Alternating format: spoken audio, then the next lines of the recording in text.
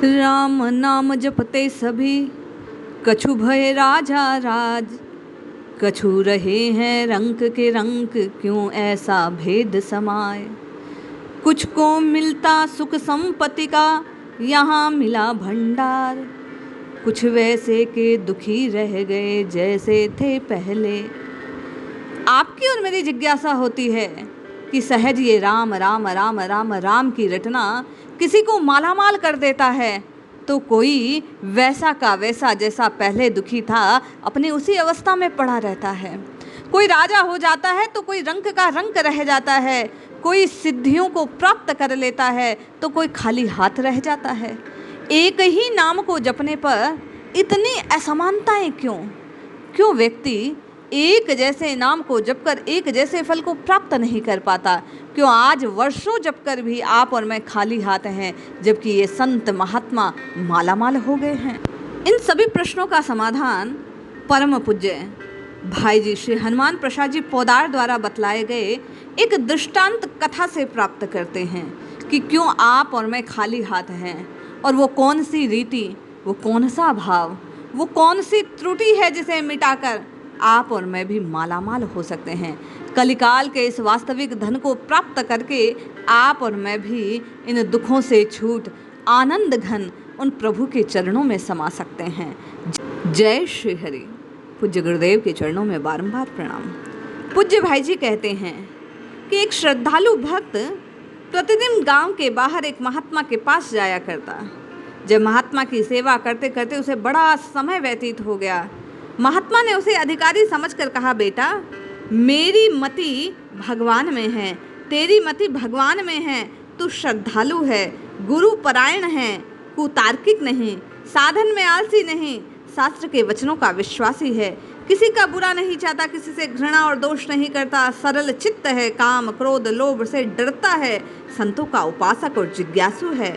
इसलिए तुझे एक ऐसा गोपनीय मंत्र दे रहा हूँ जिसका पता बहुत से थोड़े लोगों को है। यह मंत्र परम गुप्त अमूल्य है, किसी से कहना नहीं। यूँ कहकर महात्मा ने कान में धीरे से कहा, राम। श्रद्धालु भक्त मंत्र राज राम का जप करने लगा। एक दिन गंगा नहाकर लौट रहा था तो उसका ध्यान उन लोगों की तरफ गया जो हजारों की संख्या में उसी तरह गंगा नहाकर जोर जोर से राम राम राम राम राम पुकारे जा रहे थे। सुनता तो रोज ही था, परंतु कभी और उसका ध्यान नहीं गया। आज ध्यान जाते ही उसके मन में विचार आया कि महात्मा तो महामंत्र राम को गुप्त बतलाते थे, मुझसे कह दिया कि किसी से कहना नहीं, परंतु इसको तो सभी जानते हैं। हजारों मनुष्य राम राम पुकार रहे हैं। उसके मन में संशय उत्पन्न हो गया। भाई जी कहते हैं, वह सीधा घर न जाकर अपने उस गुरु के समीप गया। महात्मा ने कहा, बेटा आज इस समय कैसे आया? उसने अपना संशय सुनाकर कहा, प्रभु मेरे समझ में भ्रम हुआ, या इसका कोई और मतलब है। अपनी दिव्य वाणी से मेरा संदेह दूर करने की कृपा कीजिए। महात्मा ने उसके मन की बात जानी और कहा, भाई तेरे प्रश्न का उत्तर तो पीछे दिया जाएगा, पहले तू मेरा एक काम कर। महात्मा ने झोली से एक चमकती कांच की सी गोली निकाली और उसे भक्त के हाथ में रखते हुए कहा, जा बेटा बाजार में जाकर इसकी कीमत जांच करके आ। बेचना नहीं, सिर्फ जानना है कि कीमत क्या है। सावधान, कीमत आंकने में कहीं भूल ना हो। भक्त श्रद्धालु था। आज कल का ऐसा कोई होता तो पहले गुरु महाराज को आड़े हाथों लेता और कहता, मैं तुम्हारे कांच के टुकड़े की कीमत जचवाने नहीं आया, तुम्हारा कोई गुलाम नहीं हूँ। भाई जी कहते हैं, वह कहता, पहले मेरे प्रश्न का उत्तर दे, नहीं तो तेरे साथ छल करना, अपराध करना, कोर्ट में मालिश कर दूंगा। वह समय दूसरा था। भक्त अपना प्रश्न वहीं छोड़कर गुरु का काम करने के लिए बाजार में गया। सबसे पहले एक साग बेचने वाली मिली। भक्त ने गुरु की दिखाई चीज जो दी उसे दिखलाकर कहा, क्या कीमत देगी इसकी? साग बेचने वाली ने पत्थर की चमक और सुंदरता देखकर बच्चों के खेलने का सुंदर टुकड़ा जाना। बाजार में कहीं ऐसा मिलता नहीं। उसने कहा, सेर दो सेर आलू बैंगन ले लो। उसने कहा, सेर दो सेर आलू बैंगन ले लो। ऐसा सुनकर वह भक्त आगे बढ़ा। चलते चलते एक सुनार की दुकान पर पहुंचा। वहां ठहरा। सुनार को गोली दिखाकर बोला, भाई इसकी क्या कीमत दोगे? सुनार ने हाथ में लेकर देखा, उसे अच्छा पुखराज नकली हीरा समझकर 100 रुपए देने की बात कह दी। भक्त भी दिलचस्पी बढ़ी और वह और आगे बढ़ा, एक महाजन की दुकान पर गया। महाजन ने गोली देखकर मन में विचार किया, इतना बड़ा अच्छा हीरा तो जगत में कहाँ होगा, है तो पुखराज ही, परंतु हीरा लगता है, बड़े घर से नकली से असली समझा जाता है। उसने 1000 रुपये मांगे। भक्त ने सोचा, हो न हो कोई बड़ी मूल्यवान वस्तु है। वह और आगे बढ़ा, एक जोहरी की दुकान पर गया। जोहरी ने परीक्षा की तो उसे हीरा ही मालूम दिया, परंतु इतना बड़ा और ऐसा हीरा कभी उसने देखा नहीं, इसलिए उससे कुछ संदेह हो रहा था। तथापि उसने 1 लाख रुपए देने की बात कही। भक्त ने कहा, महाराज बेचना नहीं है, कहकर वह सबसे बड़े जोहरी की दुकान पर गया। जब गुरु के पास पहुंचा वहां से, तब तो उसे जोहरी के पास जाने का साहस नहीं था। वह स्वयं उसे मामूली कांच समझ रहा था, परंतु जो जो कीमत बढ़ती गई त्यों त्यों उसका साहस बढ़ता रहा। बड़े जोहरी ने हीरा देखकर कहा, भाई ये तो अमूल्य है, इस देश की सारी जवाहरात इसके मूल्य के आगे कुछ भी नहीं, इसका मूल्य चुकाया नहीं जा सकता, इसे बेचना नहीं। ये सुनकर भक्त ने विचार किया, अब तो सीमा पार हो चुकी है। वह लौटकर महात्मा के पास गया और बोला, महाराज इसकी कीमत कोई नहीं जानता, ये तो अमूल्य है, अमूल्य। गुरु ने पूछा, तुमको ये किसने बताया?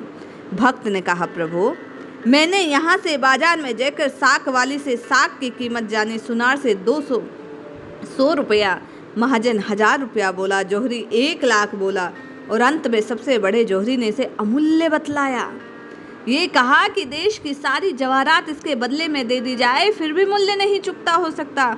महात्मा उससे रत्न लेकर अपनी झोली में रख लेते हैं और भक्त से कहते हैं, महाराज। भक्त पुनः कहने लगता है, अब मेरी शंका निवारण तो कीजिए। महात्मा ने कहा, भाई मैं तो तुझे शंका निवारण के लिए दृष्टांत सहित उपदेश दे चुका हूँ, तू अभी भी नहीं समझा, इसलिए फिर समझाता हूँ।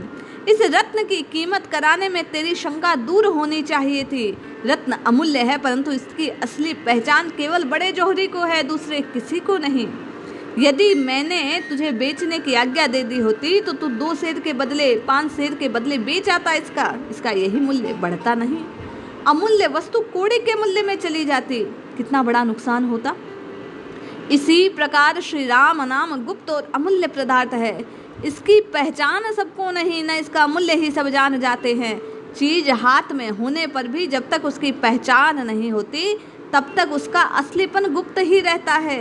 इसी तरह राम नाम के असली महत्व को कोई नहीं जानता। बहुत थोड़े से हैं जो सही सही पहचान कर पाते हैं। जो राम नाम का व्यवसाय करते हैं वे बेचारे बड़े दया के पात्र हैं, क्योंकि वे अमूल्य धन का राम नाम को कौड़ी के मूल्य पर बेच रहे हैं। इसी से परम मूल्यवान रत्न को 2 सेर साग के बदले बेच देते हैं। ये मूर्ख सदा भक्ति और प्रेम में दरिद्री रहते हैं। भक्ति और प्रेम के बिना परमात्मा नहीं मिलते और परमात्मा को प्राप्त किए बिना दुखों से छुटकारा नहीं हो सकता। दुखों की आत्यंतिक निवृत्ति परमात्मा को प्राप्त करने में है। पूज्य भाई जी कहते हैं, इसी प्रकार इस महिमामय नाम को पाकर भी कुछ कंगाल के कंगाल तो कुछ महान योगी परम निष्ठ बन जाते हैं, अवधूत हो जाते हैं, परमहंस हो जाते हैं, परम आनंद को प्राप्त कर लेते हैं। जो इस अमूल्य निधि को अमूल्य जान जाते हैं, भाव से, श्रद्धा से, प्रीति से, विश्वास से नित्य निरंतर जपने लगते हैं, वह स्वयमेव उसी राम में अपने चित्त को लय कर लेते हैं और माला माल हो जाते हैं। वहीं दूसरे केवल शब्द मात्र जानकर जिह्वा से इसका आस्वादन करने का प्रयास करते हैं और वे विमुख हो जाते हैं, पुनः संसार की ओर प्रवाहित होने लगते हैं और कंगाल के कंगाल रह जाते हैं, असंतुष्ट हो जाते हैं, असंतुष्ट के असंतुष्ट रह जाते हैं।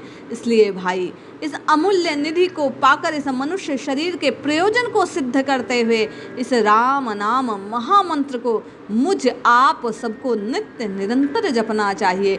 ये एक राम नाम आपके और मेरे जीवन का उद्धार करने वाला है, मुझ आपको परम तत्व से मिलाने वाला है। इसलिए जपिए जपिए जपिए, नित्य निरंतर इस नाम को जपिए। इन संत महात्माओं की वाणी पर विश्वास रखकर, श्रद्धा रखकर आप और मैं अपने जीवन को सार्थक करने का प्रयास करें। जय श्री हरि।